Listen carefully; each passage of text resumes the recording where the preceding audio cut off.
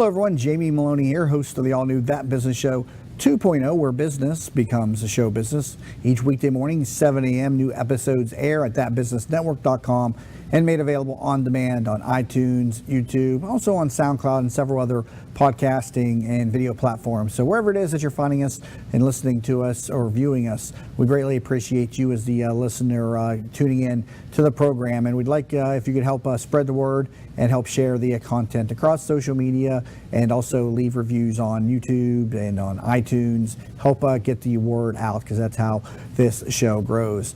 Developing a podcast is a challenge for many people. I myself never planned to actually develop a podcast. I started out on radio and as a supplement to my real estate business in September 2013, and then found the world of podcasting after the fact, and then that business show developed in February of 2015, and then that ran its course for about 2 years, or for 2 years on local AM radio before delving off into strictly an online based program, which is something that I enjoy doing much more now so than radio, ironically enough. But separating from the radio, though, was something I didn't think I would be comfortable with.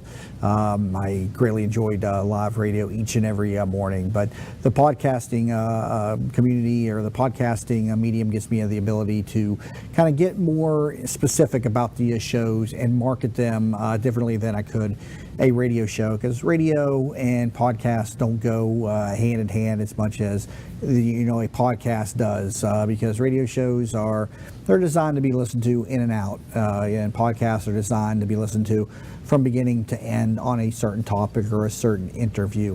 And having a podcasting platform allows me to then tell people what they're going to get when they tune into the program. The shows are pre-recorded, and then they're put out to the listeners each and every week, and then made available on demand with show notes and talking points that occurred during the episode. But radio was a much different medium, in the sense that I knew who the guest was and what they did, but didn't really know which way the show was going to go. And so podcasting, is a new direction for the program. But it brings me back around to the idea of what success is, and I want to talk about that in today's program. What it is to be successful, what is success. And, because I myself, am going, or have been going through a transition over the last year in my business. For 10 years, I was in real estate and selling a lot of real estate, and beginning to transition outside of the foreclosure sales business, of which I still do. But that business is beginning to die off, due in large part to the improving economy and just a change in the market, which is going to happen. I had a great 10-year run, and it will always be a component of my real estate business. But now, as I begin to delve down different paths of real estate, and also through the podcast, and also the business network that I've created, I face many challenges that many of the entrepreneurs out there are facing. And so a great reason to do the show each and every morning is to be inspired and to continue moving forward. It's like from the movie Rocky VI, where he's speaking with his son. A great inspirational scene, probably one of the greatest in the entire Rocky franchise, and amongst many other movies. Is it's not about how hard you get hit, but how hard you can get hit and keep moving forward. That's how winning is done.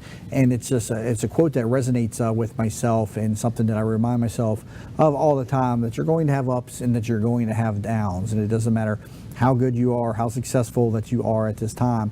The markets change, life events change, things happen, and you got to be willing to go with the punches, not get distraught and distressed to the point that it shuts you down, but begin to continue to move forward. And so I want to circle back around first off to, what is success? First off, we all hear, people talking about becoming successful. And, I think a lot of people, when they're speaking, miss a key point that they should always remind people, in that success is what you think of success. It is what you make of it. Nobody else can define success except yourself. There are many people that are successful in their own minds, because they have a job 9 to 5. They make enough money to provide for themselves or their family. May not be making 6-7 figures, but in their minds and in their hearts, they are successful. Nobody else can judge them, and nobody can say, oh, that person could do so much more if he or she would just do this, or if he or she would just do that. Success is what you feel success is. The only criteria that I put up on it is as long as you're not a burden to any other people or society itself, and you're able to support yourself and be happy and not hurt or take from others, unwillingly, then you are a success. But many people obviously, want to be much more than just a basic success. That's just basic, success if you're happy and you're sustainable. But more power to those people that can live a modest lifestyle and do not desire, huge houses and cars and fancy trips and things like that. But the typical person does desire much more in life. The world is a very big place, and there's lots of interesting things to go out there and explore. And it's nice to have money, and it's nice to be able to take time off and come and go as you please through a business that you own and run yourself. So what is it to become successful, and what is it? How do you get to that point of success? There's many great philosophers out there, many great speakers on this topic. I enjoy listening to motivational videos to them all the time. But the one constant thing is that they experienced the ups and they experienced the downs, but they kept moving forward. And again, coming back to the quote about from the Rocky film, it's not about how hard you get hit, but how hard you can get hit and keep moving forward. That's how winning is done. There's another picture that hung on my wall as a child. My father put it on my wall probably, I was probably 7 or 8, and really didn't, really understand the meaning of it. But it's another quote that, resonates with me. And it's that the race is not always to the swift, but to those who keep on going, which is very true, because whenever you're competing, or whether you're in whatever industry that you're in, whatever job that you're in, you may not be recognized as the current industry leader. You may always be hearing about so-and-so's business and what they are doing, but maybe they're dumping all their resources into something up front and exhausting themselves prior to the the end of the race. And so it's important to remember that you don't want to get distracted by what the competition is doing. You want to remain steady and keep producing and keep moving forward, because over time you will then become successful. Another common theme that I hear a lot in talks and then also in talking to people that are successes is not to fear failure. You got to be willing to accept that you will at some point in your life experience failure, and if you're not experiencing failure, then you're probably not trying to push yourself beyond your current bounds. And so do not fear failure. Years ago, when I first got into real estate, I left a comfortable job at Cargill, which became Mosaic when I left the company. But it was a rotating 12-hour shift position that was steady, that made $40,000 to $50,000 per year, and for a young single guy, that was plenty of money to keep the bills paid and a little bit of spending cash in my pocket. But in 2006, I became just tired of the job and tired of the business, and wanted to move on. And I wanted to start a business. I wanted to do something on my own, and I wanted to be in an environment where I could control my own time. Up until that point, I had never worked my own business. I had always worked for others, starting with my father at 84 Lumber, and also through the movie theater and asphalt lab, and then a phosphate lab. And so I was used to the normal 9 to 5. I was used to a set schedule. And so I went back to college and got a degree in finance, and got a real estate license, and began to dabble in real estate at what was to become, and although I didn't know at that time in 2006, probably the worst possible time to enter into the real estate market, because it was the peak of the market in Tampa Bay. And when I say peak, it had peaked and was coming back down at that point. And so there was a glut of inventory on the marketplace.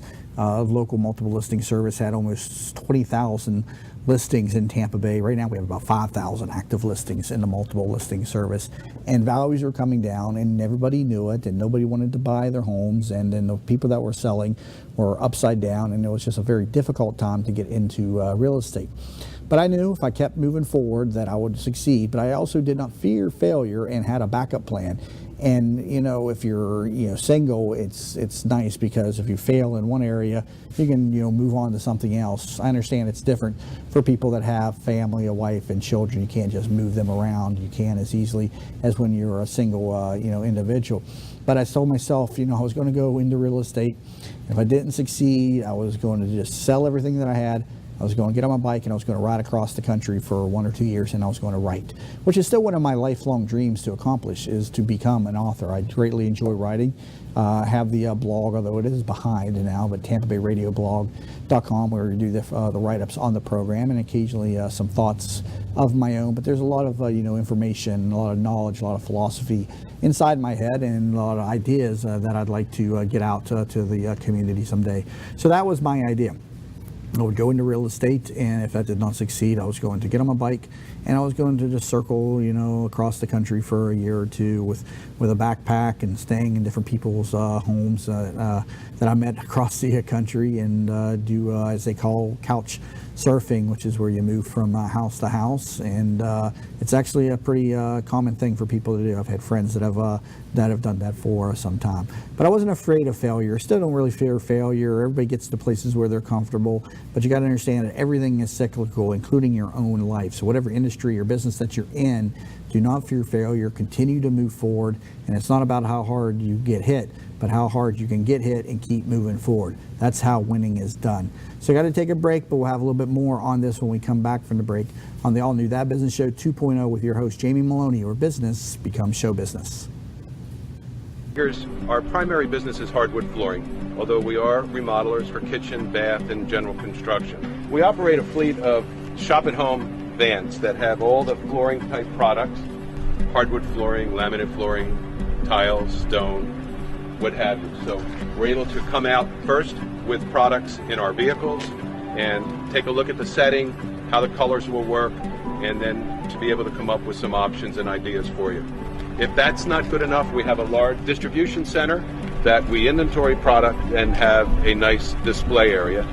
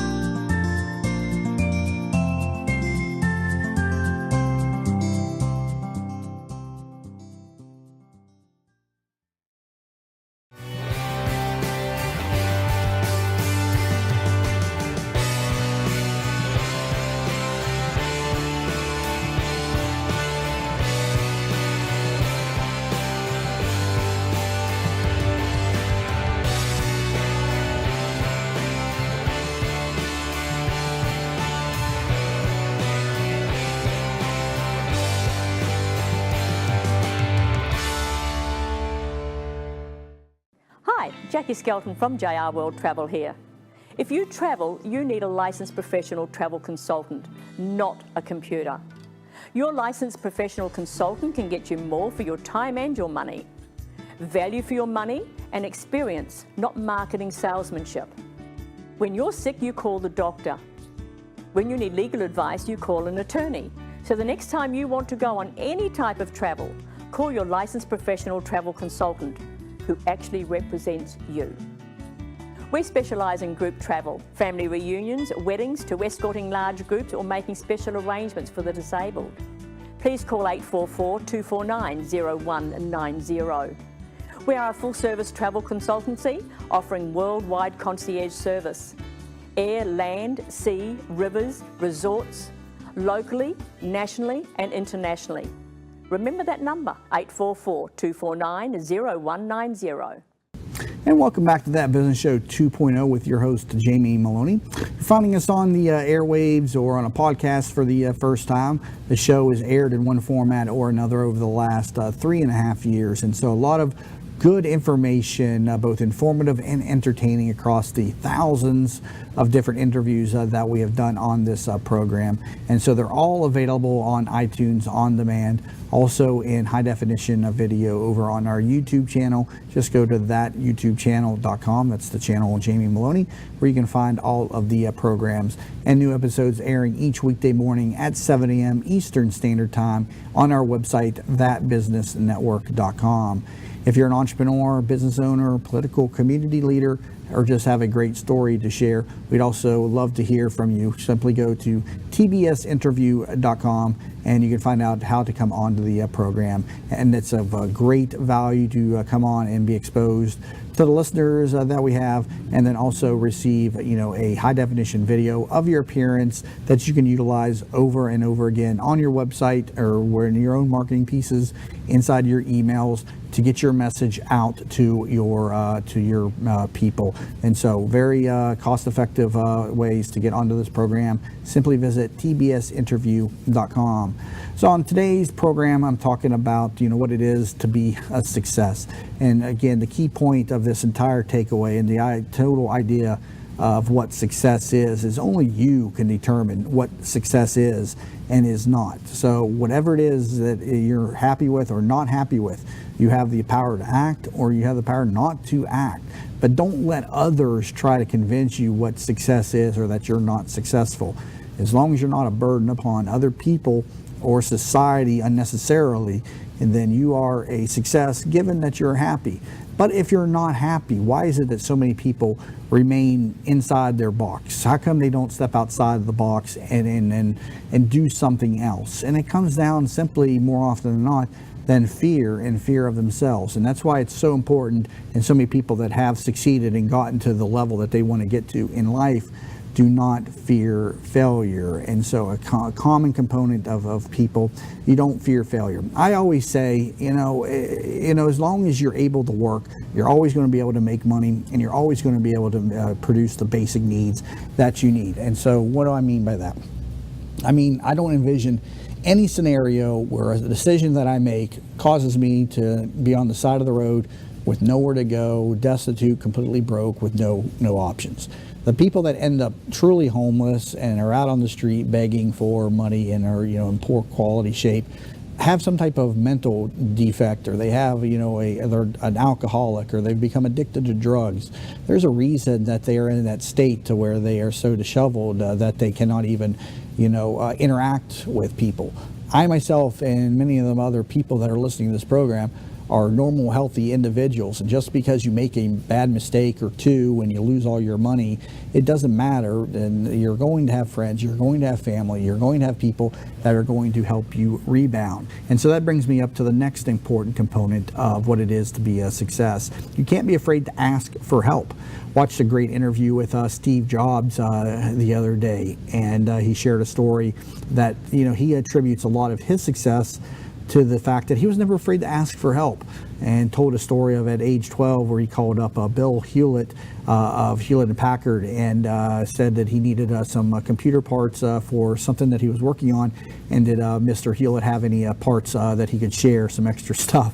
And he said Mr. Hewlett laughed at him and said, yeah, I've got this and this and this and that you can have, and by the way, I've got a part-time job, how would you like to come and work with me on the side? And so Steve Jobs got his first job, at least as I know it, working with Bill Hewlett of Hewlett & Packard, and he began to launch his career as the top computer designer that there has ever been. And I tell you, Steve Jobs is probably one of my favorite people to listen to when it comes to success. There's a lot of motivational speakers out there that have great talking points, and they have great presence. But Steve Jobs is somebody who really went through the trenches of entrepreneurship and developed a product and created a marketplace that, until he came around, did not exist. And so something very inspirational is to watch the interviews with Steve Jobs. Incredible man, incredible marketer, incredible visionary, and it's just sad to know that we lost him at such an early point in his life. Now being on, I think, some 5 years after dying from, I think it was liver cancer. That he got. But he didn't fear failure. He kept moving forward. He wasn't afraid to ask for help, and he became the pinnacle of success. He became the ultimate entrepreneur. And the most ironic thing, though, of it all is when he was on his deathbed, and his final piece of advice, he has said that his one regret was that he didn't step back from the business more and let others run the business and experience and live life and enjoy the fruits of his labor.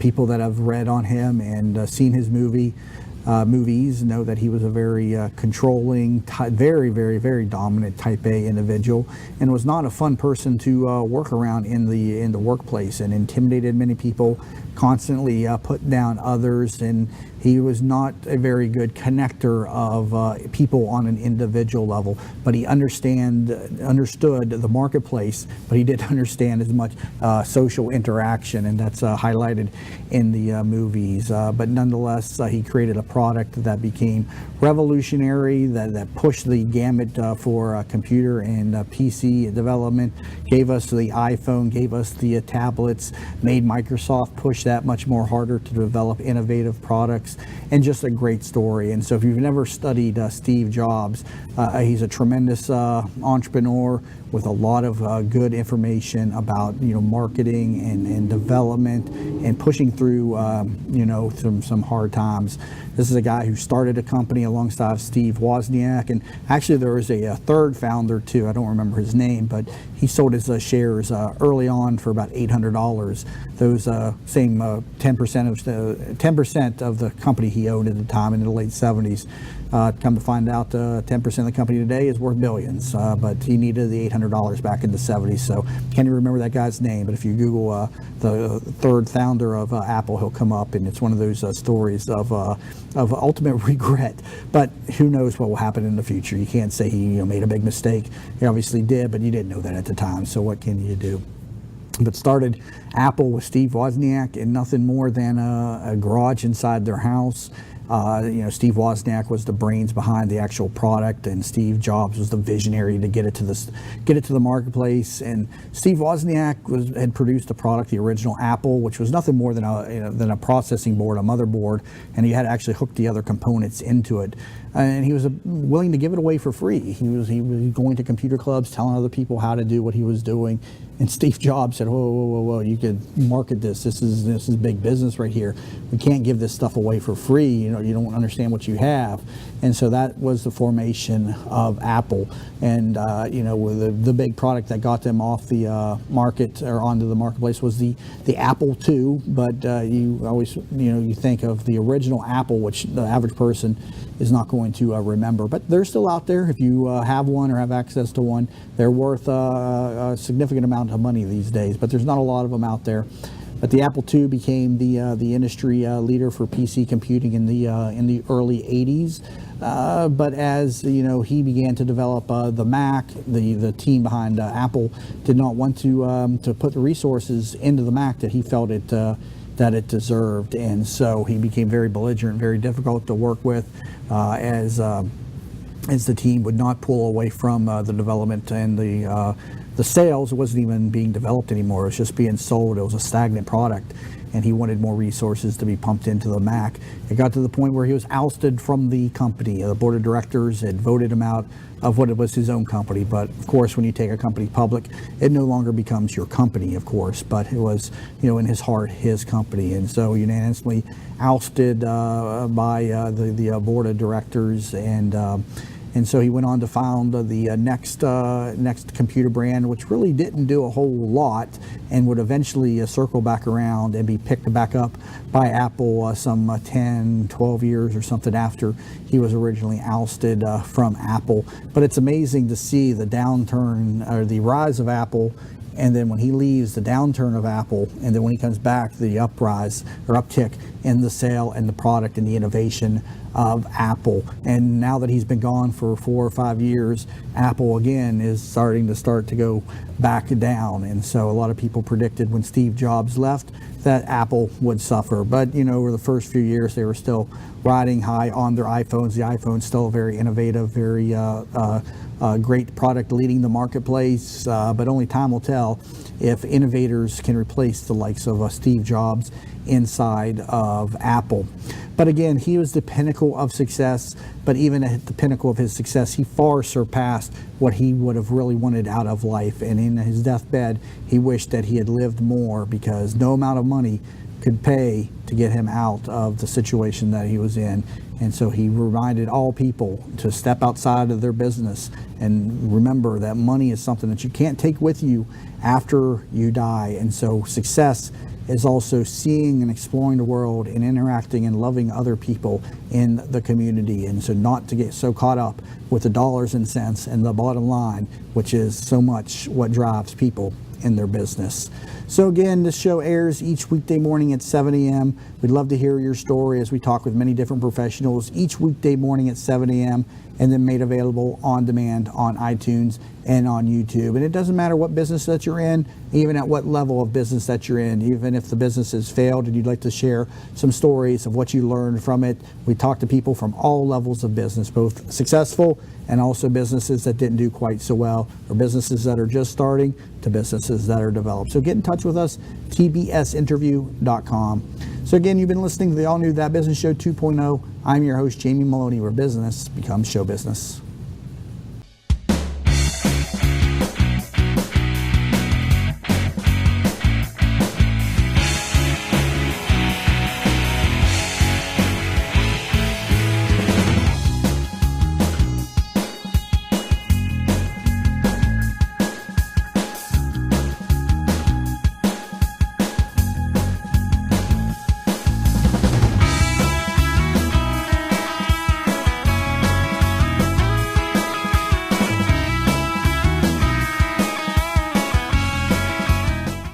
Hi, welcome to Yeager's. We just want to take a minute and show you what we're all about.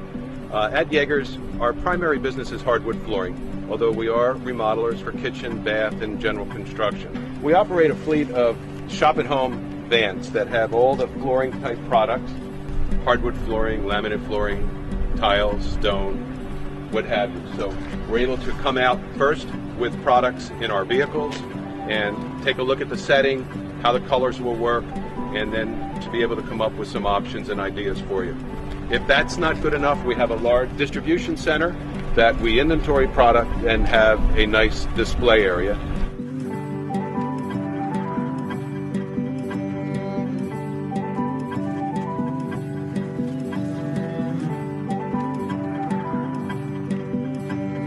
Hi, Jackie Skelton from JR World Travel here. If you travel, you need a licensed professional travel consultant, not a computer. Your licensed professional consultant can get you more for your time and your money. Value for your money and experience, not marketing salesmanship. When you're sick, you call the doctor. When you need legal advice, you call an attorney. So the next time you want to go on any type of travel, call your licensed professional travel consultant who actually represents you. We specialise in group travel, family reunions, weddings, to escorting large groups or making special arrangements for the disabled. Please call 844-249-0190.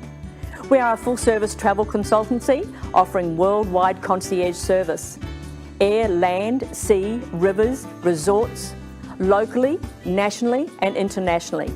Remember that number, 844-249-0190.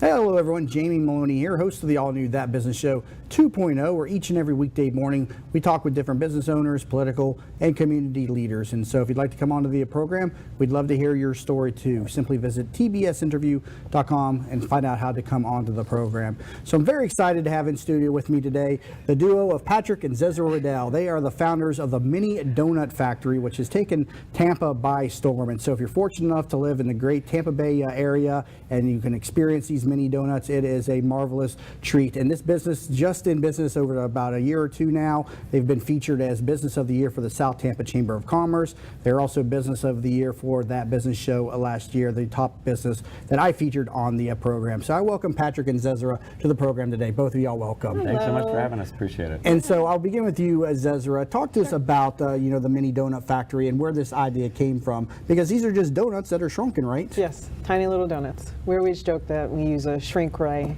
somewhere, but actually, market crash 2008. You know our background a little bit. We were real estate investors, so the long and short of it was we decided after that market crash that if we ever got back into real estate, it's cyclical. We know that now. We wanted to make sure we didn't put all our eggs in one basket, and so we thought of what other ventures could we do that we could. And restaurateur was something that popped into your head. Yes. A typical person doesn't go from real estate investing into the restaurant No. business. So No, how did you make no that clue. connection? We're foodies. Okay, so you like food. Yeah. All right, that's step We one. I think I just posted a meme about that on Facebook yesterday. Yeah. But So like how cool can like a donut shop be for Yes. a family business? Like our Right. kids Yeah. are 13 and 15, so it's very important to us that they're involved in the business. And this is like a sweet business that they can enjoy.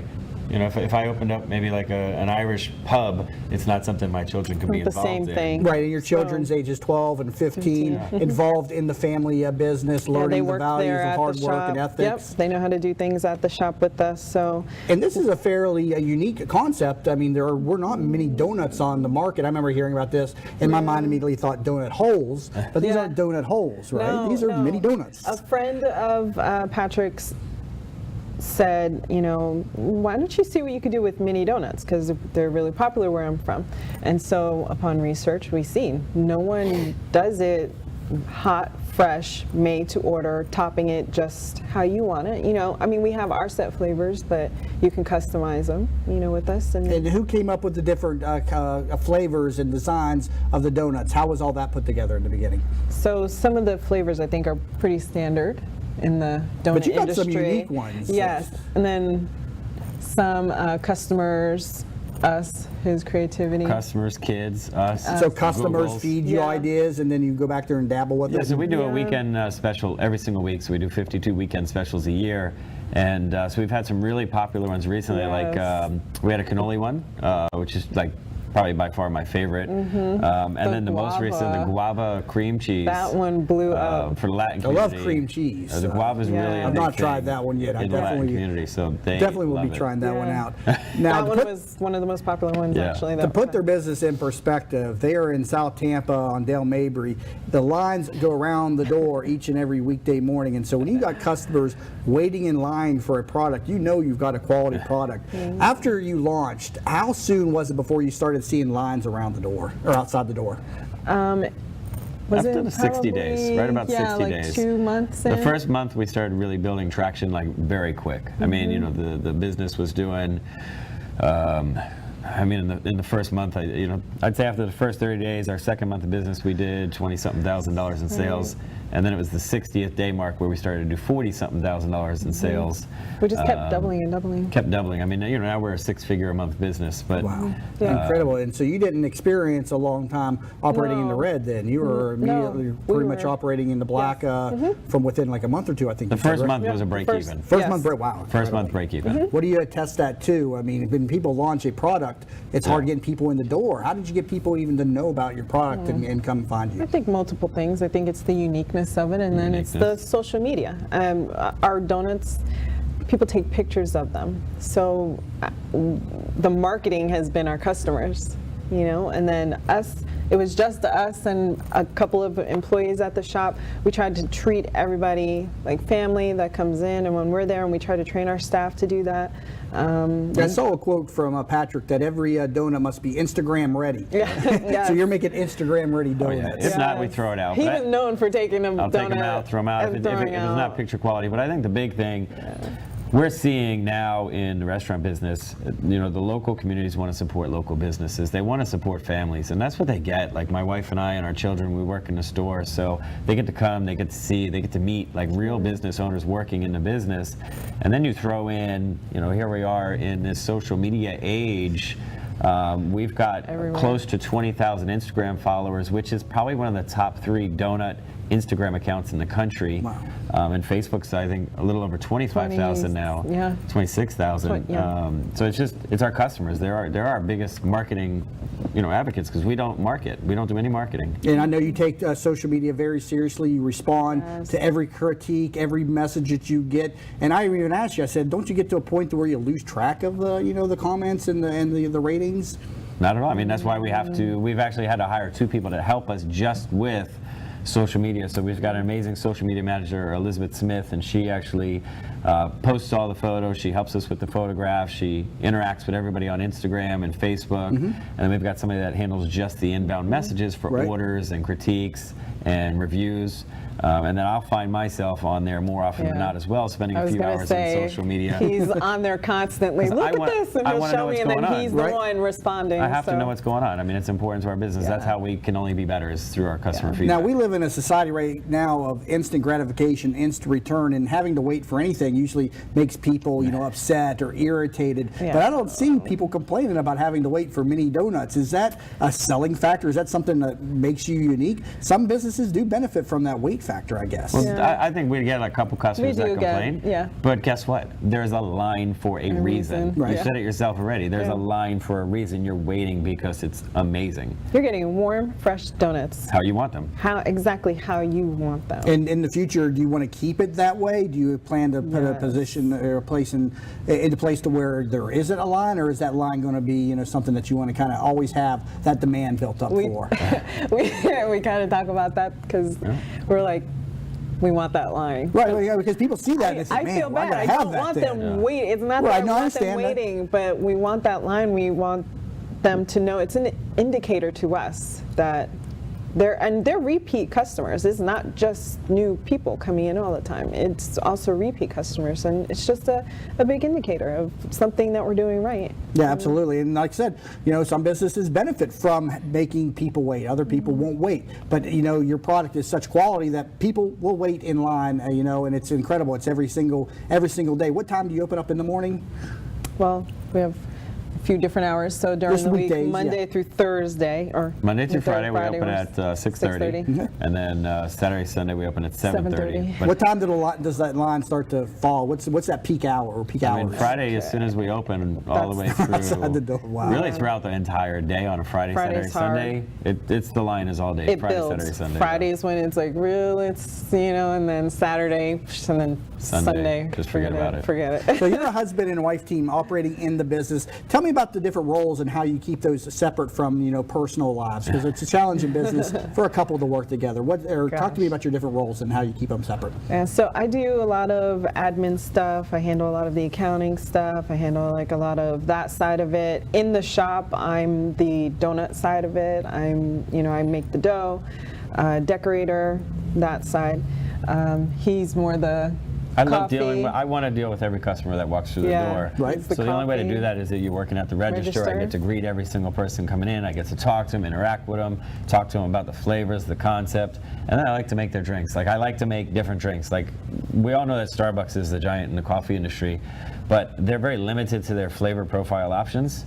I can make lattes taste like an apple pie, a s'mores donut. I can pair the donuts with our coffees, right? And that's fun. And a customer will come through, and you can almost I could look at a customer like, you're going to get a vanilla latte, aren't you? Because you can just tell them, listen, let me make you a different one. Try it. And if you don't like it, I'm happy to just give them their vanilla latte. Right. I don't mind, but I want them to try a new experience. And for me, I tried an apple pie one, and it tastes like an apple pie. there's no turning back. I was want so apple good. pie. Right. But you can't get that at Starbucks. So you got the coffee, you got the lattes, got the donuts. What else do you have in the product line? Any plans to expand into more of a breakfast offering? Well, we've got the donut shakes as well. So the donut shakes, we were the first person in the entire country to do a donut shake where we actually blend in 2 top donuts so we can make a milkshake taste like any of our donuts. We top it with one on top. And then we also launched a donut sundae, which has the donuts inside of the ice cream, our homemade soft serve ice cream, topped however you want.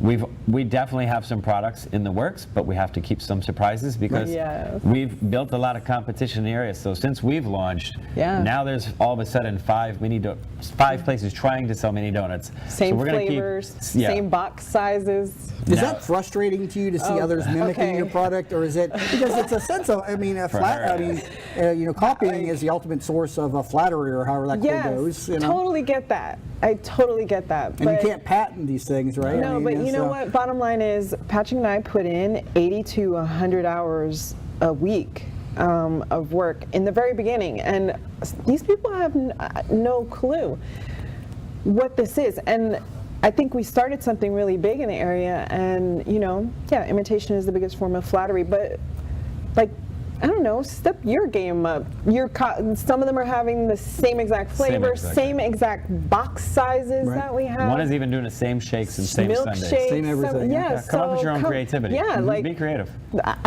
I joke around. I'm like, do you need help? I want to say, do I need to start like posting what new flavors we want to do so that they can do it? Well, we had it yesterday. Someone said to me, I put out a post. They said, well, why don't you jump on the Starbucks bandwagon and do a unicorn shake or a unicorn donut? I said, no. I said, you know what? We it's actually like okay. to make our own waves. Yeah. Yeah. We're not going to repeat what other people are doing, so that's what we do. And so we actually have a couple products that we're going to be launching in the next quarter or two, but it's unique. It's never been done before in this industry, and we just need to continue to be pioneers. And like our Stay on future top of stores that. will have coffee roasters, so you will actually see the green bean being roasted. That's going to be standard in all of our stores moving forward.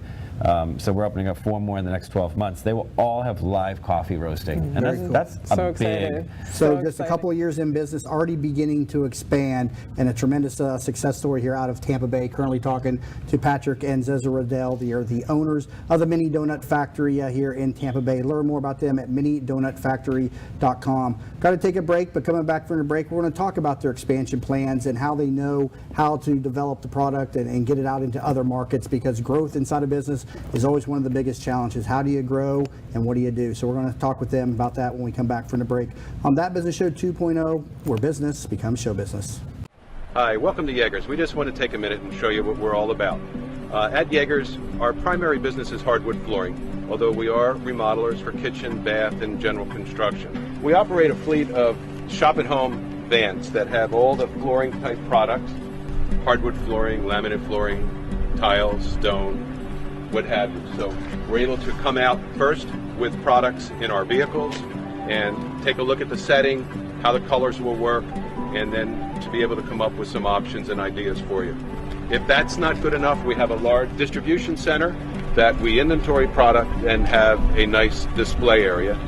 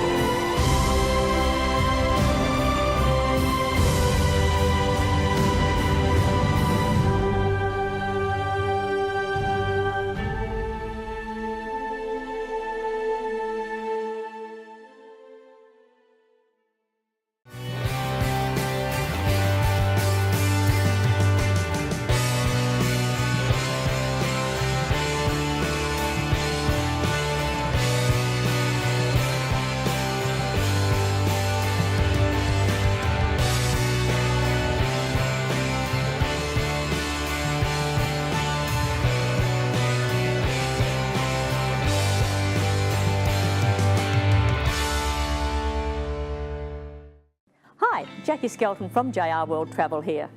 If you travel, you need a licensed professional travel consultant, not a computer. Your licensed professional consultant can get you more for your time and your money. Value for your money and experience, not marketing salesmanship. When you're sick, you call the doctor. When you need legal advice, you call an attorney. So the next time you want to go on any type of travel, call your licensed professional travel consultant who actually represents you. We specialise in group travel, family reunions, weddings, to escorting large groups or making special arrangements for the disabled. Please call 844-249-0190. We are a full-service travel consultancy offering worldwide concierge service. Air, land, sea, rivers, resorts, locally, nationally and internationally. Remember that number, 844-249-0190. And welcome back to That Business Show 2.0, where business becomes a show business. Talking with Patrick and Zeza Riddell today on the program. They are the owners of the Mini Donut Factory based here in Tampa, Florida, and a great product with lines around the door. And they are in their growth and expansion phase, already just a couple years in the business. So talk to us about what's happening now at the business. Locations planned up in Wesley Chapel, St. Petersburg. Just talk to me about what's going on with the business.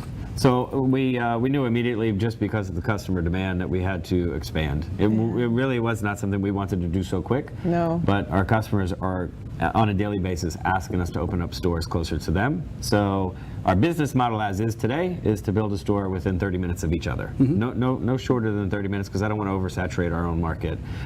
So our plans, we've already signed a lease in Pinellas off 4th and 7th. It'll be 730 4th Street North. We've got the engineering done. We've put in for permits this week, so we should start the construction process the next 30 days. It's a much larger store, a little bit more modern touches. It'll be a little bit. It'll be our 2.0, just like your show. It'll be our Mini Donut Factory 2.0. And we have plans for North Tampa / Wesley Chapel, Orlando, working on that one.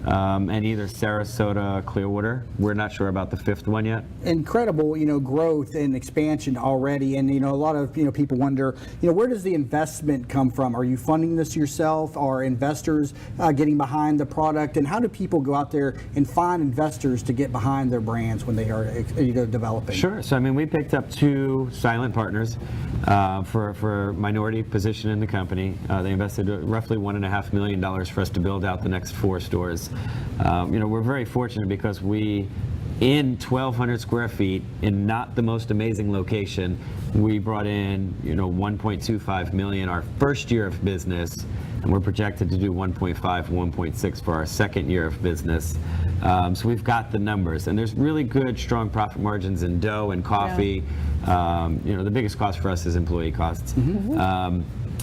But there was no shortage of people wanting to invest. Our customers would walk in every day. Ask if they could franchise with us. How do I franchise? How do I invest? How do I get involved? In fact, some of those people are now some of the competitors. Some of the competitors, yeah. And but we went through, I'll be honest, we probably talked to 100 people, and we just said no. We kept saying no, Yeah.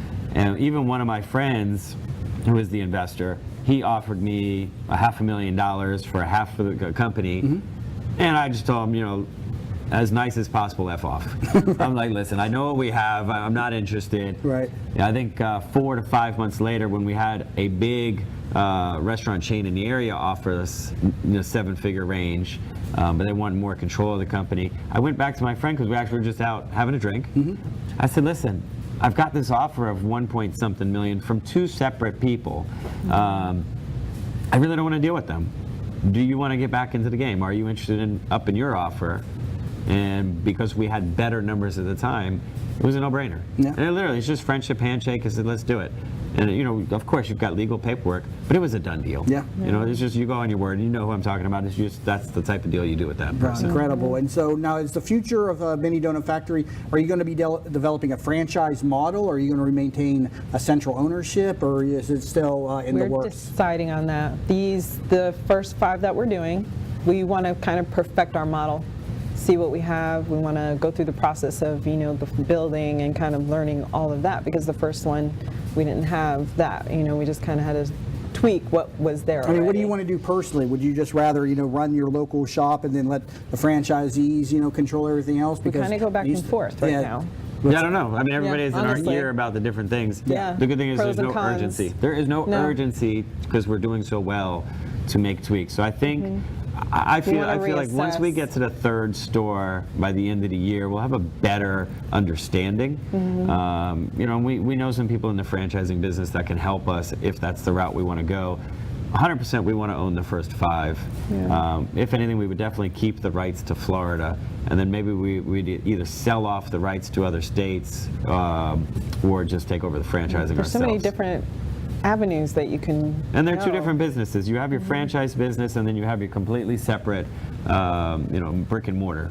Some people want to run brick and mortar, and some people want the hands-off approach of a franchise. Right. So we'll create them as 2 separate entities. And even our coffee, we've created. We're going to create the brand called Factory Coffee. Mini Donut Factory Coffee is just Right. a little too long, Yeah. so we shortened it to Factory Coffee, Yeah, and so 'cause we'll that can launch. be And we can put that universal. in stores. We can get that in Publix. We can get it into the other local coffee shops. A lot of coffee shops, they don't make their own beans. Right. So, but if we're still a local business roasting 5 miles from them, you know, so now we have 3 potential streams of income that we're really excited about. And so you came from a background of real estate investing. You also dabbled in domain sales.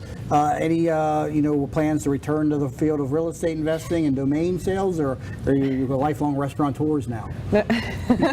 I'm getting back in real estate. I'm waiting for this correction to happen in the next 18 months, and then when I can get some inventory again under 100,000, you know, that's when I want to jump back into it, because then we can buy Yeah. a bunch of houses. Domains is something we're actually always in. Even for our own business, we're very big about protecting our brand. So we own like minidonuts.com.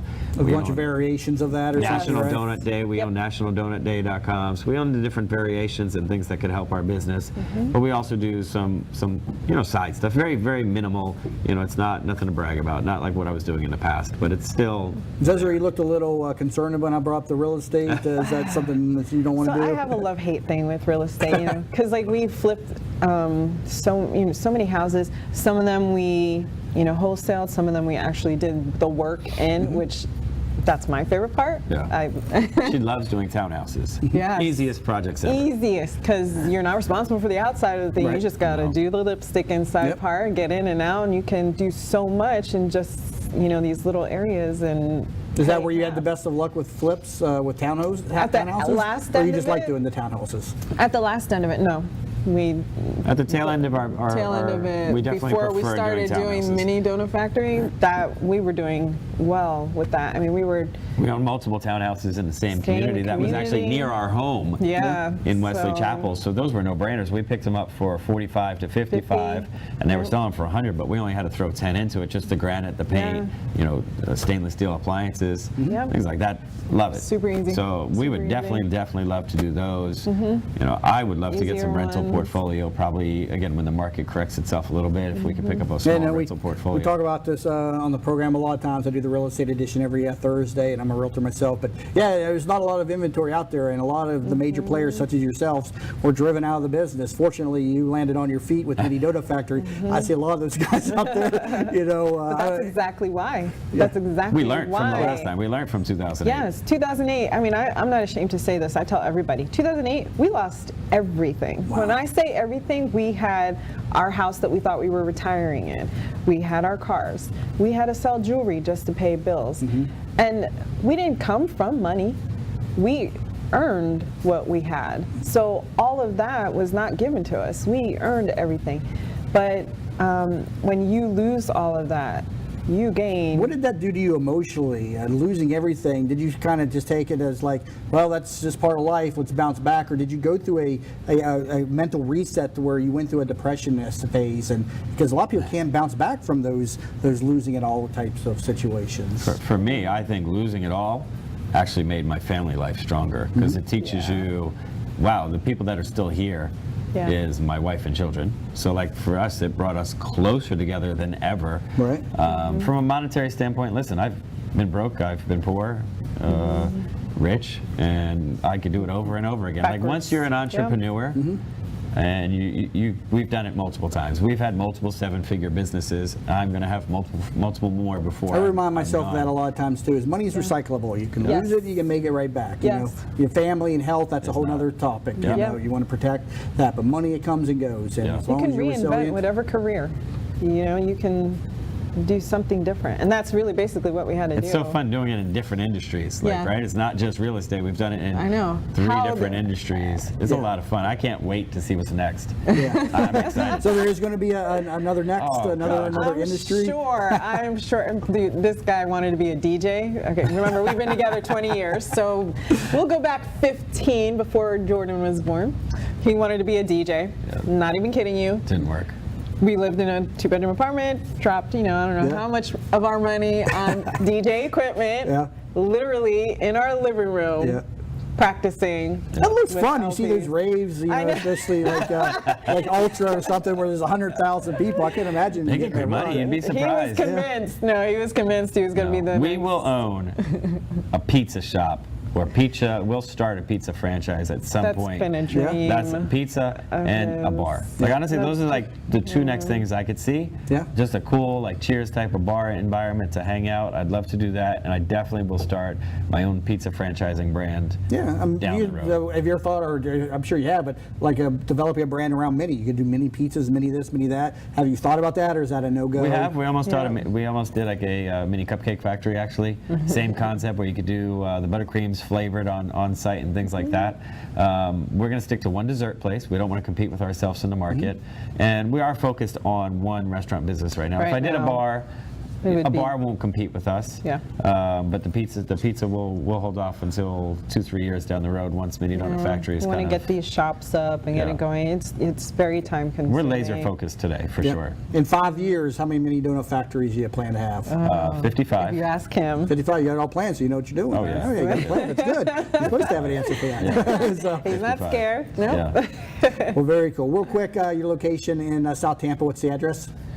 2109 South Dome Mabry. Yeah. 2109 Yeah, I South had to think about Mabry. that for a second. For people that are lucky enough to live in Tampa Bay and can experience the mini donuts for themselves, and coming to a location soon near you. So be on the lookout as their brand develops. So Patrick and Zeza Rozelle, thank you both so much for being with me today. Thank you so much, Thanks Jamie. for having Appreciate it. us. Absolutely. And you can learn more about them at minidonutfactory.com. You can find new episodes of this program each weekday morning at 7 a.m. on thatbusinessnetwork.com. And we'd love to hear your story too. Simply visit tbsinterview.com for more information. You've been listening to That Business Show 2.0 with your host, Jamie Maloney, where business becomes show business.